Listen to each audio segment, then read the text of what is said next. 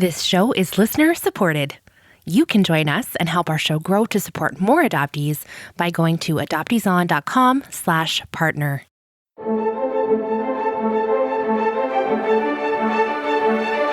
You are listening to Adoptees On, the podcast where adoptees discuss the adoption experience.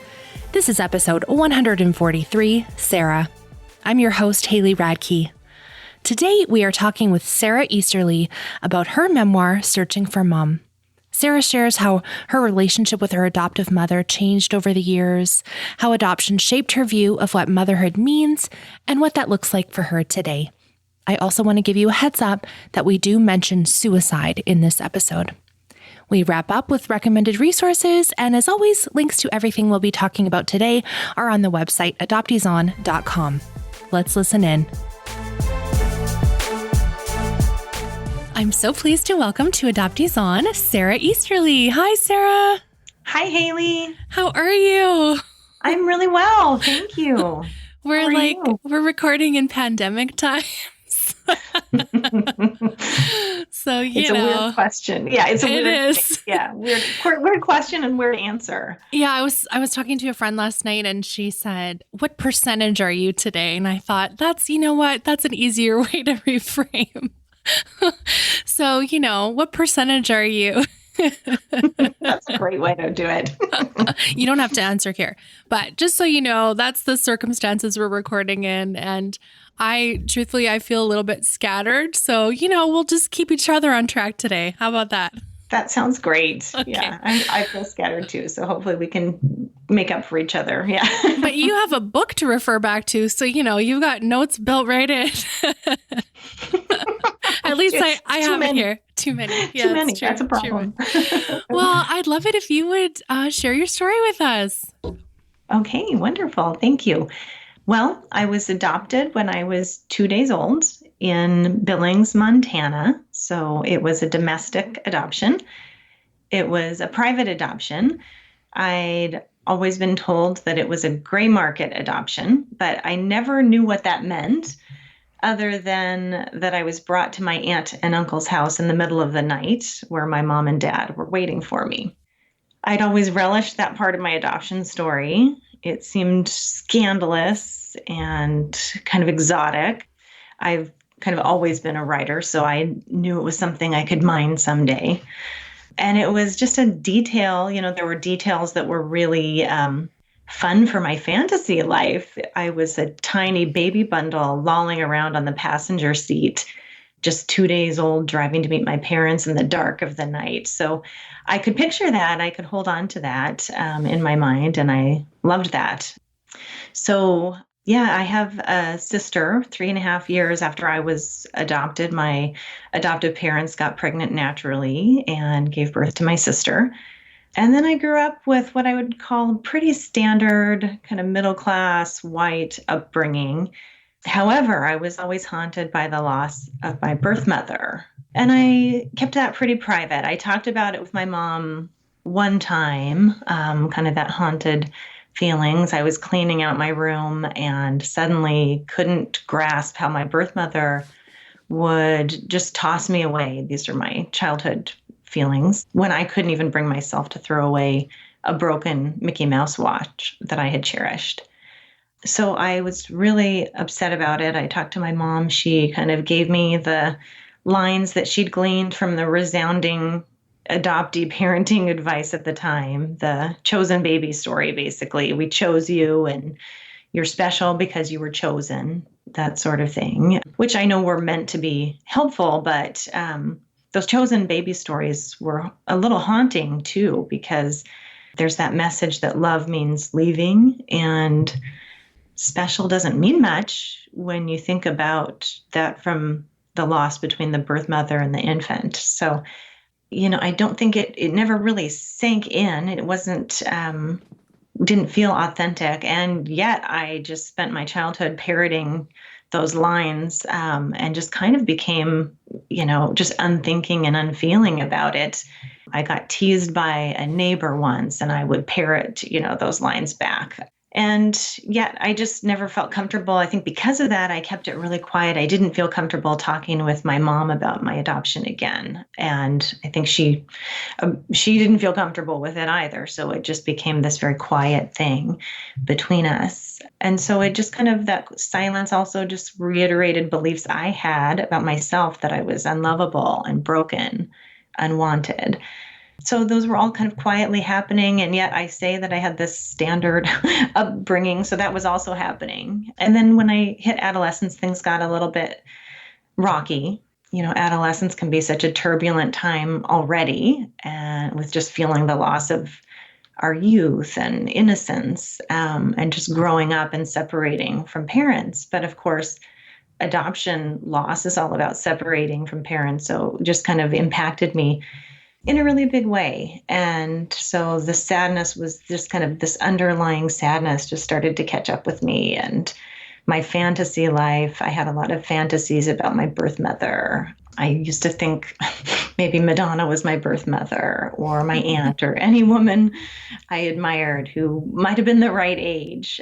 I had a boyfriend who had a lot of his own emotional wounds, and we had this on again, off again relationship. And I got in with him. We did, we dabbled in drugs, or I should say, I dabbled.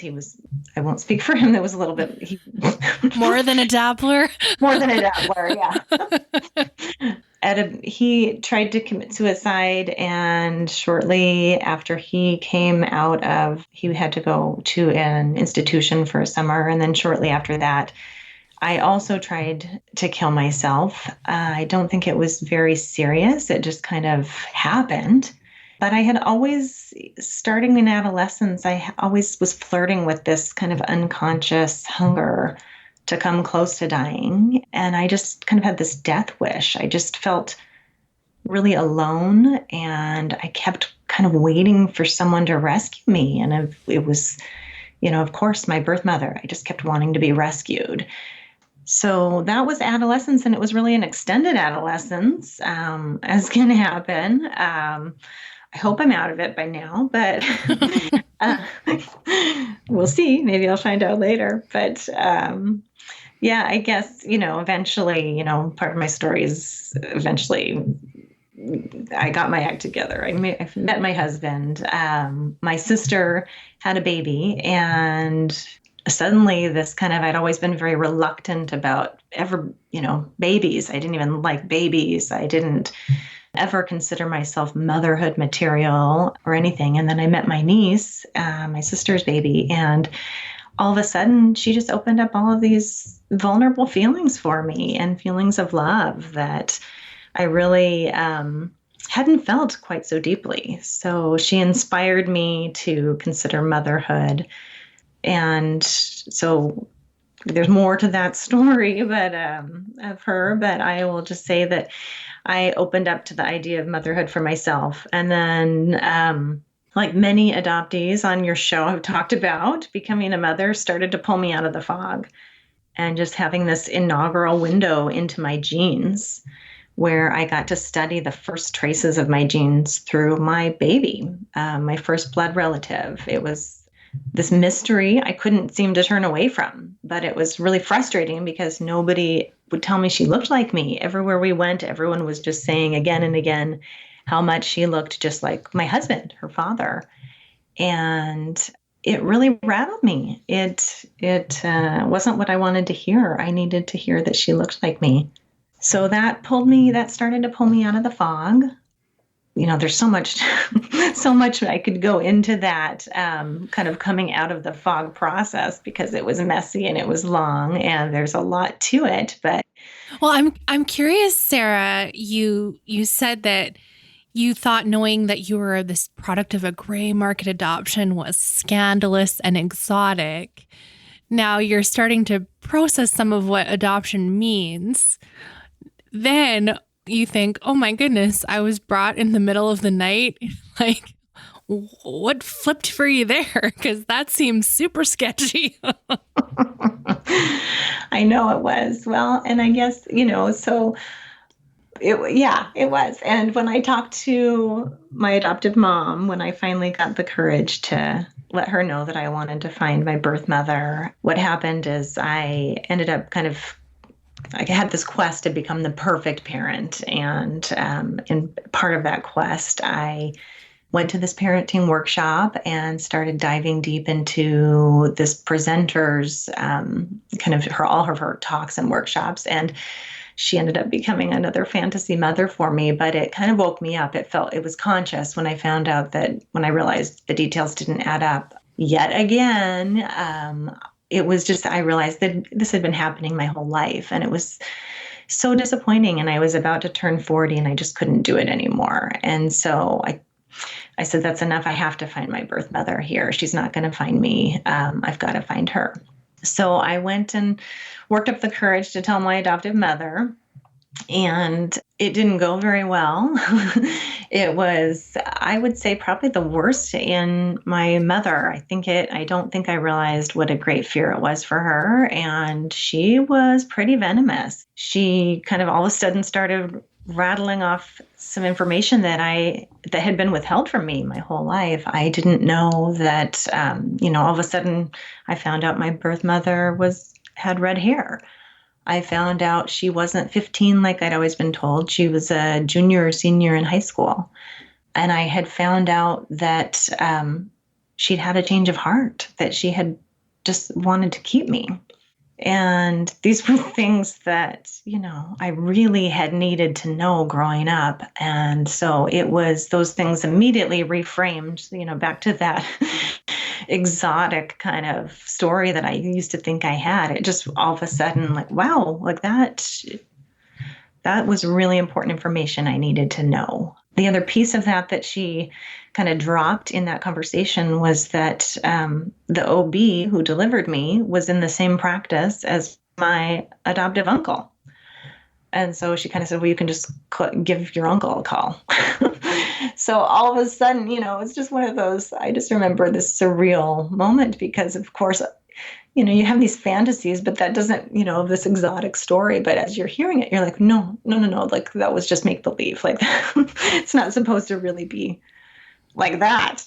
And yet it was, so that was, I had a big shift. I had a shift in kind of seeing that as this wonderful thing, but it was kind of scandalous. And when I flash forward, we had to hire an investigator. My husband and I hired an investigator to find my birth mother. It was genealogy testing, DNA testing was just coming on the scene. And frankly, I don't think that would have gotten me anywhere anyway, even now.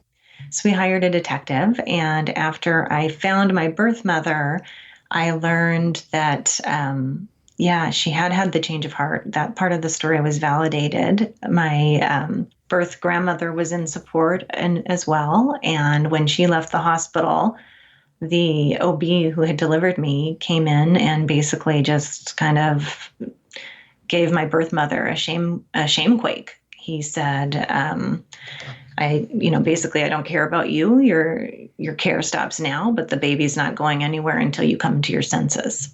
And she didn't know what to do at that point. She was vulnerable. She was alone. She just went inward and really didn't bring it up. She didn't even tell my birth grandmother until after I found her that had even happened. My birth grandmother came back full of diapers and supplies to take me home. And my birth mother just said, it's not going to happen. And that was it. Oh, I'm so sorry. So your adoptive mom knew something because she said that your birth mother had wanted to keep you. But did she know that extent? I mean, wow. Yeah, she didn't know that extent of it. I don't believe. I did go back and tell my adoptive mother about this when I heard, and at first there was kind of a suggestion that my birth mother was lying. I don't think my mom wanted to believe that. I think, I think she couldn't look at that too closely, and that's kind of where I ended up coming to it. My mom has since passed, and I had to come to a lot of forgiveness of her. That was a really hard period in our relationship after I learned that my mom was the kind of person who never took no for an answer. She was very determined. She was very lucky. She got her way on all kinds of things. I think she obviously she knew something, but I don't think she wanted to look too closely. She just wanted a baby so badly. So in your memoir, you talk about this relationship with your mom, how it was strained and the pressure this search put on it, and uncovering some of these secrets that, she had answers to some of them, but didn't share them with you until adulthood. Do you want to talk a little bit about that and how your relationship went with your adoptive mother? Yeah, I mean, it was very complicated. I think one thing that I needed to do with my book was I needed to include her letters and her poetry to me, because it needed to stand in her defense and out of recognition that I am not a reliable narrator when talking about my adoptive mother, because there's wounding there. And it's, one of the most key relationships that I've had in my life. And so the wounding affects my ability to talk about her in a way that shows the whole picture. Yeah, I think, it's interesting. I think, out of the FOG adoptees, I think reading my memoir may find my mom an unlikable character. She exhibited a lot of the behaviors and traits that can be kind of stereotypical in adoptive parents. Not always, and I say that with a lot of caution because I have met some amazing adoptive parents, and it's not black and white with my mom either. But there was a lot of fragility. There was a lot of taking my feelings and my longings personally, and there was just an avoidance of talking about hard things. I had a lot to make sense of. It was complicated. I mean, mother-daughter relationships are complicated to begin with. And then you throw on adoption, and then you throw on adoption in an era of closed adoption and secrecy and really some lying. And it's hard. So, when I first found out about, my full adoption story, I was angry. I had already, because of my kind of dive into parenting and deciding I had to be the perfect parent, I had been studying attachment dynamics. I had learned a lot about just kind of, just what from the attachment studies I've done with the Neufeld Institute, they refer to them as alpha dynamics. And it shed a lot of light. I felt like I could see that I had an alpha complex. I always felt that I had to take care of myself. And then when I was doing my studies, I was kind of mad. I felt like, I had to take care of my adoptive mother in a lot of ways. Just even by the setup of adoption, I was taking care of her need to become a mother. And especially even learning about my case of the adoption, I had a mother who would have taken care of me too. So it was about fulfilling my mom's desires. And so, had patriarchy and my parents' needs not intervened, that was a big piece of it. So I had a lot to forgive. Unfortunately, my mom's health was also pretty fragile in the middle of all of my searching. And so she went into she'd already received a double lung transplant. And within a year of my finding my birth mom, my mom went into rejection from her lung transplant. And so I had a lot of kind of stuff to work through psychologically, because I felt like I was killing my mom by doing the search, even though I knew that there was a big way I had been killing myself all those years by suppressing my true feelings and my longings. And so I had to work through that guilt and not feel responsible. And then her death was an opportunity for us to just find a lot of healing and For me, I just came to forgive her. I came to see that no, she wasn't perfect. And I also came to remember all of the ways that she really nailed it in a lot of ways too, in terms of being a really great mom. So it wasn't black and white. It was a mother-daughter complicated relationship and extra complicated because of the adoption. But I'm really grateful. Luckily, I did have a chance to kind of get to a place of forgiveness before she died. It's interesting to me that you said that Out of the Fog adoptees might find her an unlikable character in your memoir. Because I will admit to you, I certainly had that challenge, and some of it was really hard to read. And I just wanted to yell at her and just be like, don't you see the pressure you're putting on Sarah? And so it's so interesting. That's how you word it. And yeah, you really share this process in your book of your relationship. And I think people will find it very insightful and stretching, as I did. I didn't even, I never would have said that except that you brought that up. But that was certainly challenging for me. Also, talking about her health and that personal responsibility you felt, that must have been such a weight to be carrying. Can you talk about how you sort of worked through that? Because you kind of, skimmed over that, but that seems really challenging to, feel guilty that you're killing your mother by looking for truth. And yet, of course, we know, in our brain, of course, that's not true. But how did you process that? Oh, gosh. Oh, I wish I had a good answer. No easy questions today. Yeah, I know. How did I do it? I don't know. I did it. But I'm asking, Sarah, because I think there's a lot of people with strained relationships and a lot of people who carry guilt. And you've worked through so many things towards forgiveness. And I think you're in a unique position to give insight into that. And so you might not have I did A and then B and then C and then D, but just some thoughts on it, I think would be really helpful for listeners that are struggling with the same thing that you did. I hope this is going to come out okay, but I mean, I don't want I'm being really careful with my wording here, but I think what sped up the forgiveness was the fact that she was truly dying.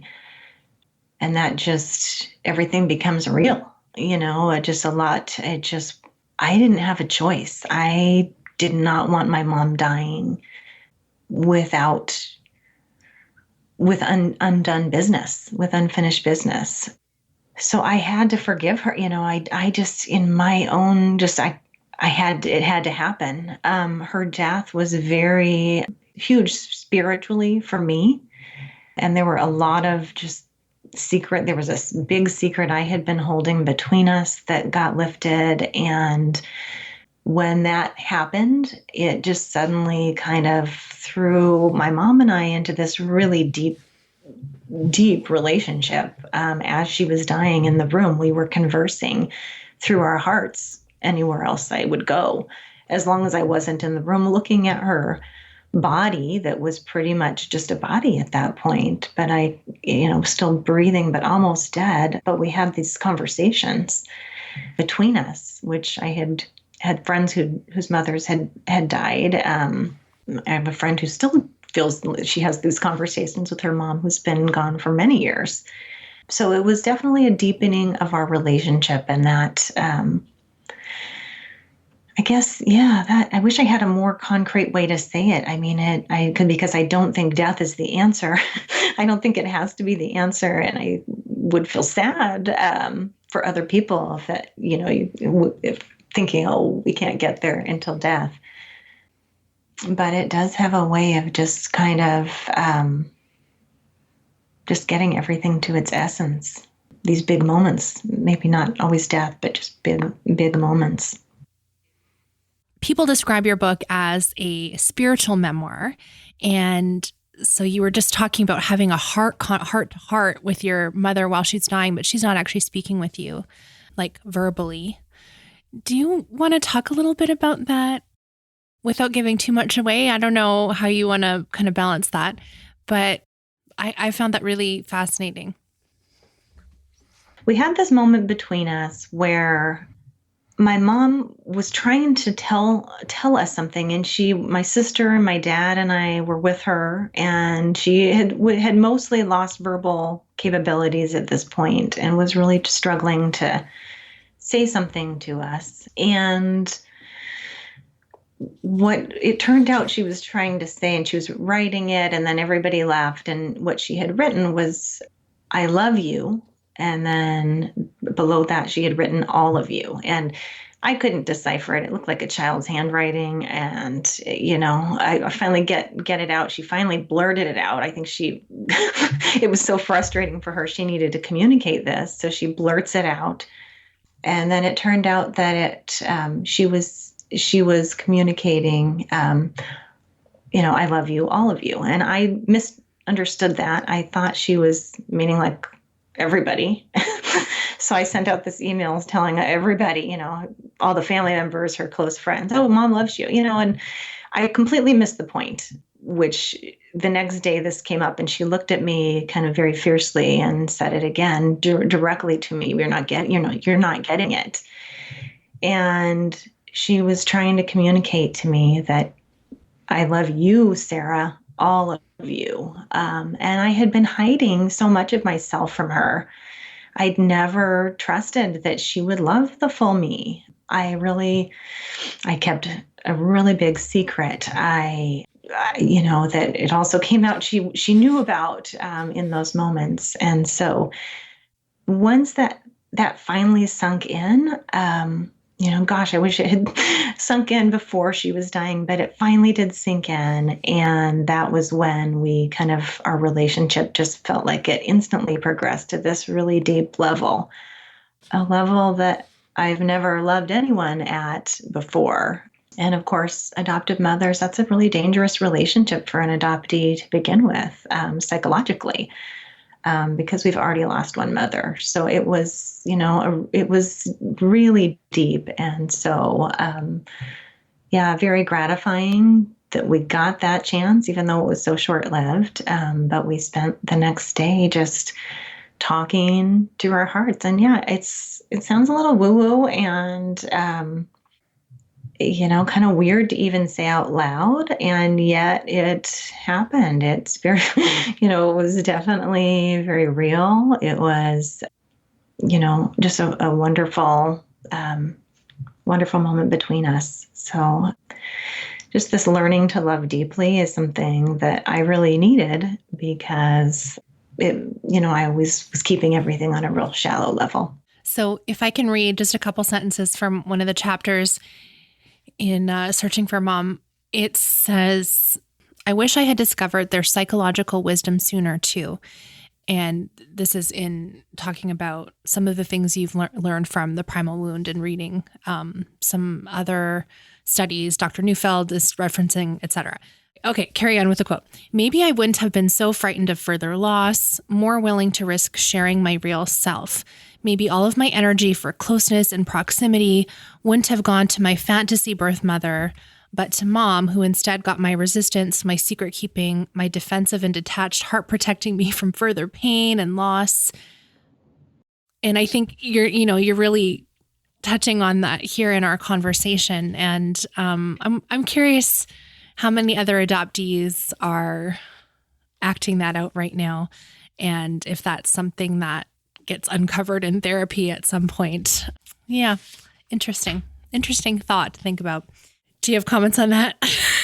It is interesting. Gosh, I'm still working through that in therapy. It's not, I don't know. Will I ever finish doing that?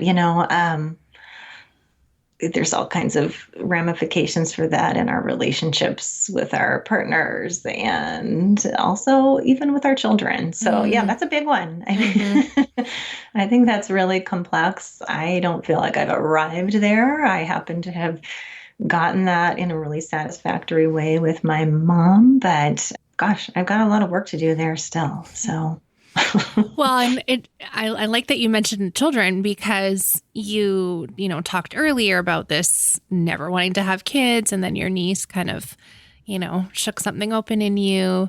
And now as a mother, having processed adoptee stuff and continuing to do so, I'm curious your thoughts on that, how that has changed, if it has changed the way you mother, changed the way you interact with your children. I keep saying children. How many kids do you have? That's right. I have 2 kids. Okay. I have 2 daughters. Yeah. You have 2 daughters. Yeah. How you mother your girls. I'm curious if you have thoughts on that, because I've seen a lot of adoptees who struggle with parenthood and like trying to figure out what I don't want to do it the way my adoptive parents did it, or I don't want to, relive traumas generationally. There's all kinds of different thoughts on that. So I'm curious what your experience has been. Oh my gosh, I have so much to say about that. That's part of why I had to have the book. But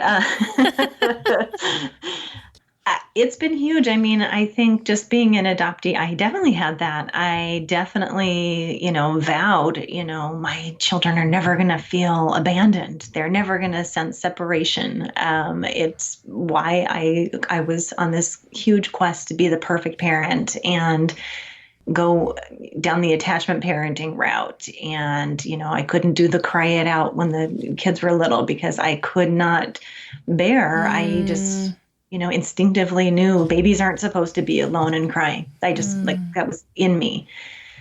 The discipline practices that I gravitated toward, I could not do separation-based discipline. Like I just knew in my heart that is absolutely not right. Anything separation, I just, no, like I didn't even know why. It was all intuition and just, lived experience as an adoptee, knowing what separation does. So it brought out a lot of that, this desire to be perfect. And, that's like a setup for huge failure because I won't say I'm not perfect. And it's painful. And then in the meantime, I was kind of going through all of this and then also unpacking my adoption and looking at the ways my mother's not been perfect. And it was really messing with me because it's like, oh my gosh, my kids are going to be doing the same thing. And what are they doing? I think the one thing I realized, and I write about this in my book, is that, I was approaching motherhood kind of all as a list, like a to-do list. I'm going to do this right, and I'm going to read all these books. I'm going to take these intensives. I'm going to give them Pinterest-worthy birthday parties. I'm going to handle their tantrums perfectly. I'm going to matchmake them to their teachers. I'm going to do all of these things just right. Like it was a job. It was this job I was trying to excel at. And I wanted to do it perfect because I wanted to I didn't want my kids to have the same kind of void and holes that I grew up with. But my children are biological to me, so it's different to begin with.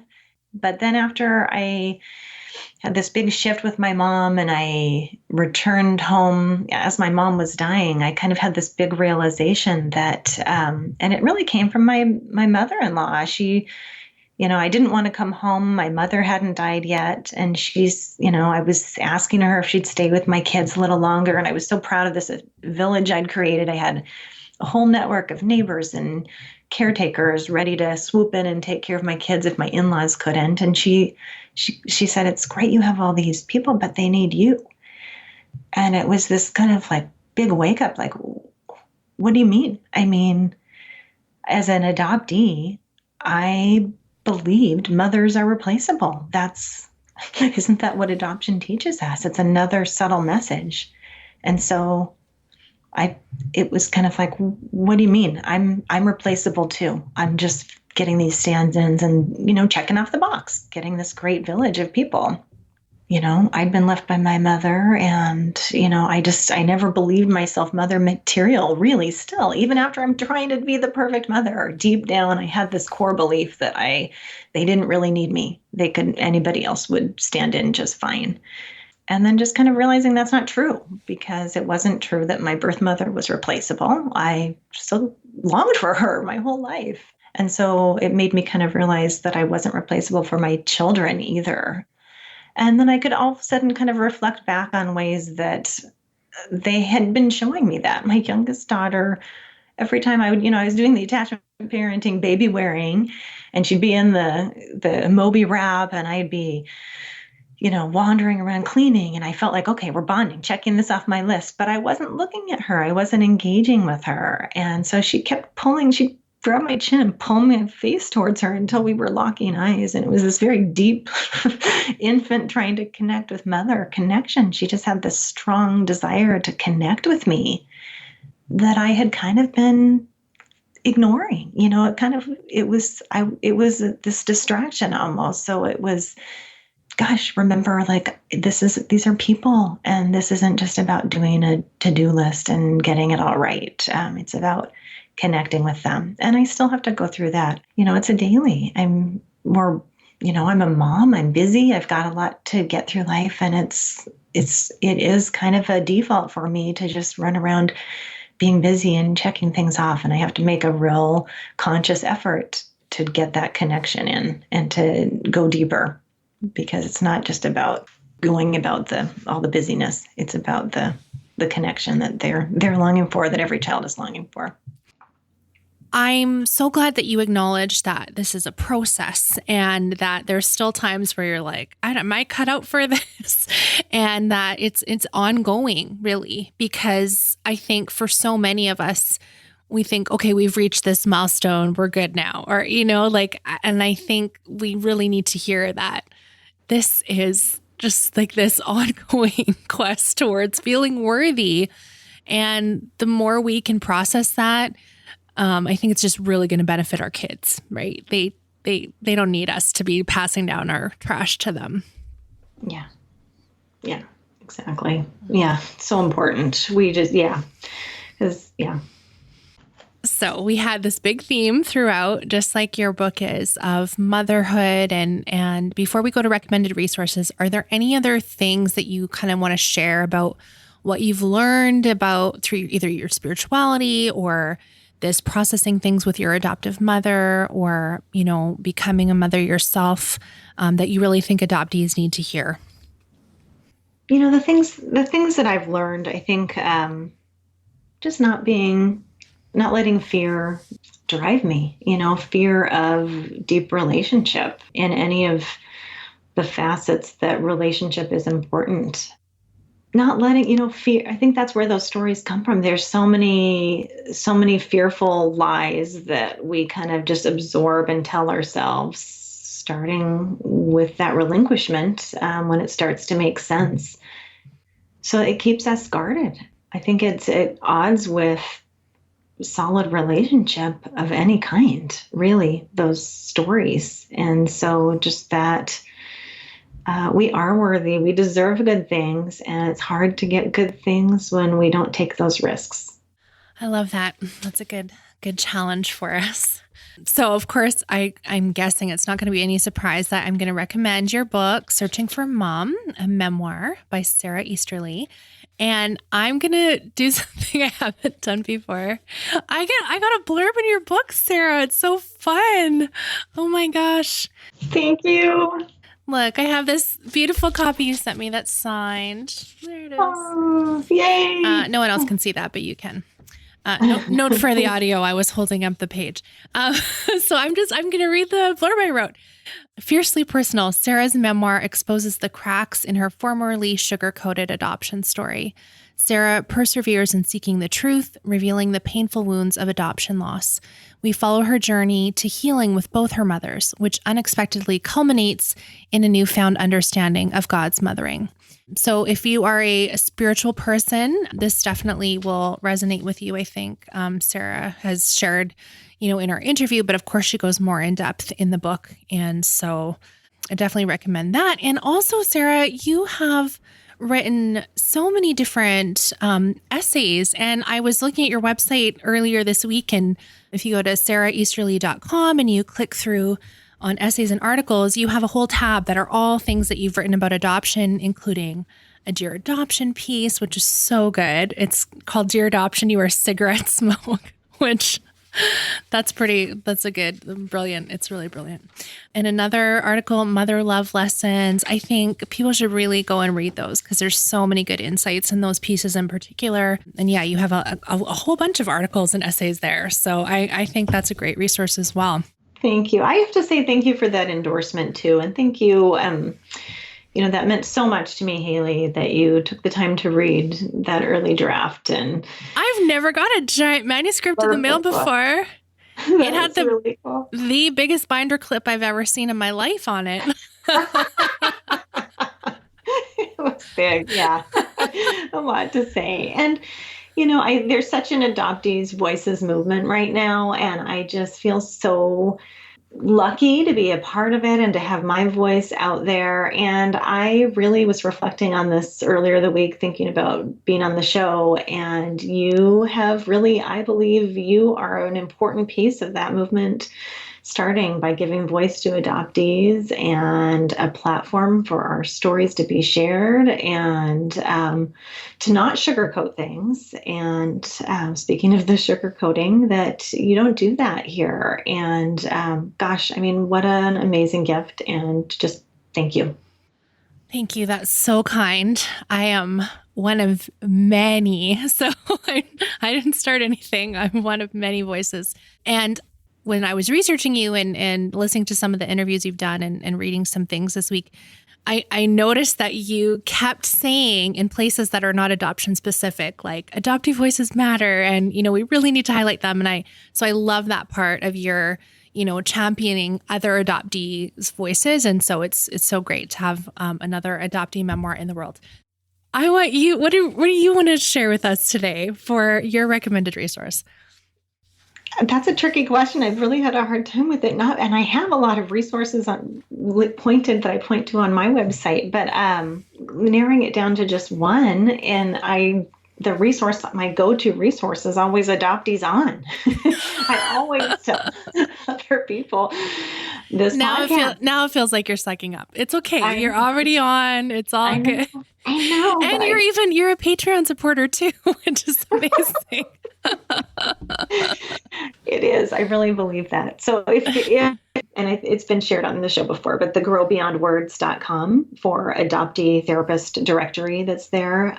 Fantastic. I think, I've seen a number of therapists in my lifetime, and the number of therapists who are adoptee knowledgeable and know it. And I think it's important to not just know it, but I think to know it by living it is hugely important. I really think that's really powerful and important. Just like it has to happen. So this is a directory of therapists who are also adoptees. Absolutely. It's a self-selected list. So if you are an adoptee who is a therapist, you can apply to be on the list. And so it's not necessarily screened. So make sure if you are using that list to find a therapist, which was great, an adoptee therapist who gets it. Hello, that's awesome. Make sure you get in touch with them. And I had an episode like ages and ages ago, a healing series episode about how to find an adoption competent therapist. And there's some questions in there that I ask. Like you can literally ask someone like, well, have you read The Primal Wound? What are your thoughts on that? Like to really get the sense of what their thoughts on adoption are, because, we can say adoption competent, and then sometimes that means convincing a vulnerable woman to give up her child to a privileged couple. So that can mean very different things. So yeah, I love that this list has been gathered, and especially that it's actually adoptees who are therapists, which is what I feature on the healing series, right? So yes, very good, great recommendation. I love that. Okay, Sara, where can we find your memoir and where can we connect with you online? My memoir is anywhere where books are sold, really. It can be ordered through any bookstore, any independent bookstore. You can find it on IndieBound. It's on Amazon. And then online, you can probably the best path to get to my different channels is just SaraEasterly.com. And there's no H in my name. I will point out if it's just a common Sara thing, but Sara is my spelling. I still have people that will send me messages and I always get an extra I or an extra Y in my name. So I get it. No H. It's just Sara. Gotta set it straight now. That's right. That's right. Thanks for pointing that out. Well, I'm so glad you were able to share your story with us today. Thank you so much. I really appreciate it.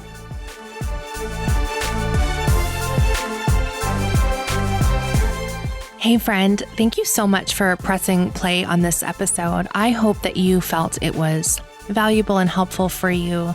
I love hearing how different adoptees experience the world, and I find it so interesting to see how our myriad of different experiences really shift and morph over our lifetime, and how coming out of the fog impacts us. And oh my goodness, there's so many different things that we can get into when we talk about someone's story.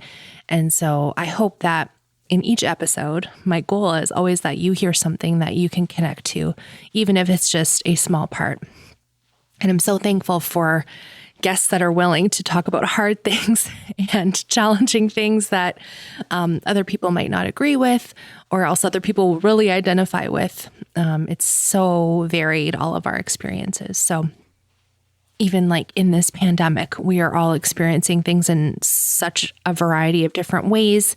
And some of us have to go to work and be in situations that might cause us fear or anxiety. And some of us are staying home and might be feeling cooped up and stuck and anxious about whether or not the store's going to have groceries or not. And some of us might not be able to pay bills and are finding it really challenging trying to figure out where resources are going to come from right now. So even in this midst, adoptees are experiencing such a variety of different things. So I just want to let you know that I understand that so many of you are going through really challenging times.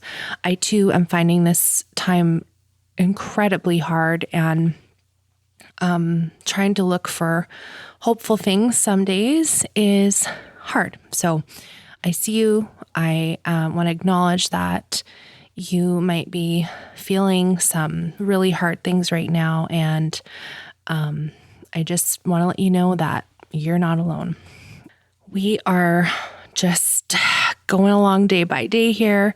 In fact, this little recording break that I'm taking is brought to you by the iPad, which has become very well used during this time, and sticky. Mike, what is happening? Everything is sticky. My kids are just like, I don't even know. I don't know where it comes from, but every time I pick that thing up, it's just so gross. So anyway, my boys are 6 and 7. So I don't know what that means. Anyway, what else was I going to tell you? Oh, one of my favorite things to connect with adoptees during this time is just reaching out on online. All kinds of different places are doing Zoom calls, or just doing more discussions in Facebook groups, or even DMs on Instagram. There's all kinds of ways that adoptees are connecting online during this time. A lot of the Adoptees Connect groups are going on to online meetings. And so if there is something that you really want to talk about and you want to talk about with another adoptee, please look online to find places where you can connect. Of course, Adoptees On is supported by monthly patrons, and I do have a Facebook group for people that support the show monthly, and also another podcast that I release weekly for adoptees to just listen in on conversations we're just having that are a little more private than we would put on the main feed. So anyway, if that is something that you're interested in and financially able to in this time, adopteeson.com/partner has details for that, but there's lots of free resources available. If you go to adopteeson.com and you look on the resource page, there's so many different free things that you can find to connect. And yeah, okay, I feel like I'm rambling, so that's just quarantine brain for you. And anyway, I'm so glad you pressed play, like I said, and thank you so much for listening. And we are on an every other week schedule right now, just because of the circumstances that I'm in and that you're in. So yeah, we will be back in 2 weeks with another episode and another adoptee sharing their story. I'm really excited to share it with you. It's a really interesting one. So yeah, thank you so much for listening. Let's talk again very soon.